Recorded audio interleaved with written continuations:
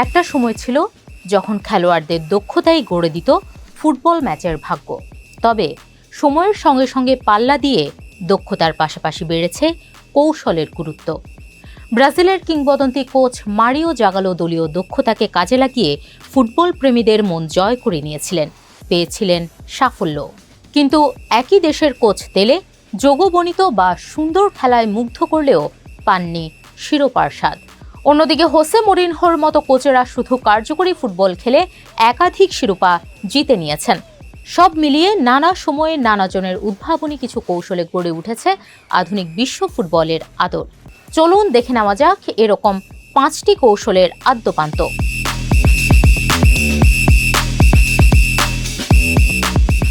বার্সেলোনায় Pep Messi জুটিতে false 9 বিখ্যাত হলেও এর ধারণা নতুন নয়, বরং বেশ পুরনো। 30-এর দশকে অস্ট্রিয়ার ফুটবলার ম্যাথিয়াস সেন্ডেলার কিছুটা নিচে নেমে খেলতেন, আর এর ফলে বিপক্ষ দলের ডিফেন্ডাররা উপরে উঠে আসত। ফলে ডি বক্সে সহজেই জায়গা নিতেন অন্য খেলোয়াড়রা। 2009-এর একটি এল ক্লাসিকোতে ফলস 9-এর সফল প্রয়োগ করেন গার্দিওলা। 21 বছরের মেসিকে মধ্য মাঠে খেলান তিনি। মেসিকে আটকাতে বারবার জায়গা ছেড়ে আসতে বাধ্য হয় রিয়াল ডিফেন্ডাররা, আর এই সুযোগে আক্রমণভাগের ইতো কিংবা ইনিয়েস্তা বারবার জায়গা খুঁজে নেন রিয়ালের ডি বক্সে।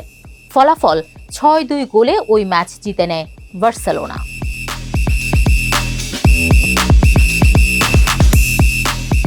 ইতালীয় শব্দ ক্যাতেনাচিও, যার অর্থ দরজার শেকল বা খিল।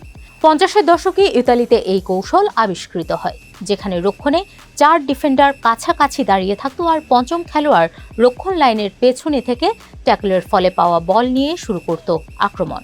এই কৌশলে খেলে ইতালি ফুটবল সমৃদ্ধ হলেও আর্জেন্টাইন কোচ হেলেনিও হেরেরো ছিলেন কৌশলটির উদ্ভাবক। আপাতভাবে ফুটবল বিরোধী মনে হলেও পরে অনেকেই এই কৌশলে সফলতা পেয়েছেন।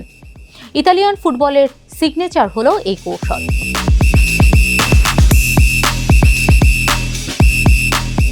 টোটাল ফুটবলের যাত্রা শুরু হয় 50-এর দশকের হাঙ্গেরি জাতীয় দলে ম্যাজিক্যাল ম্যাগিয়ার্সের হাতে। এ দলের পুস্কাস বা 70 দশকের হল্যান্ডের ইউহান ক্রুইফরা পুরো মাঠ জুড়ে খেলতে পছন্দ করতেন। একজন খেলোয়াড় জায়গা ছেড়ে বেরিয়ে এলে অন্যজন সে জায়গা নিতেন।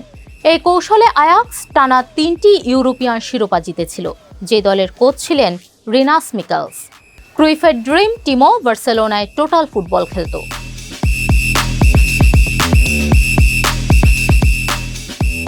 সময়ের অন্যতম সেরা কোচ পেপ গার্দিওলার একটি কৌশল, ছোট ছোট পাসের মাধ্যমে ত্রিভুজ তৈরি করে বল দখলে রাখা, যার বৈশিষ্ট্য। টিকি টাকা সফল হয়েছে স্পেন ও বার্সেলোনা দলে, যদিও পরবর্তীতে কৌশলটির বেশ কিছু দুর্বলতা সামনে আসে, যার কারণে বায়ার্ন মিউনিখের বিপক্ষে 7 গোল হজম করেছিল বার্সা। এই কৌশলে খেলেই স্পেন 2014 বিশ্বকাপে গ্রুপ পর্ব থেকে এবং 2022 বিশ্বকাপের দ্বিতীয় রাউন্ড থেকে বিদায় নেয়। ওই রাউন্ডে রেকর্ড সংখ্যক পাস খেলেও মরক্কোর সাথে গোল শূন্য ড্র করে স্পেন। এরপর পেনাল্টি শুট আউটে হেরে বসে দলটি।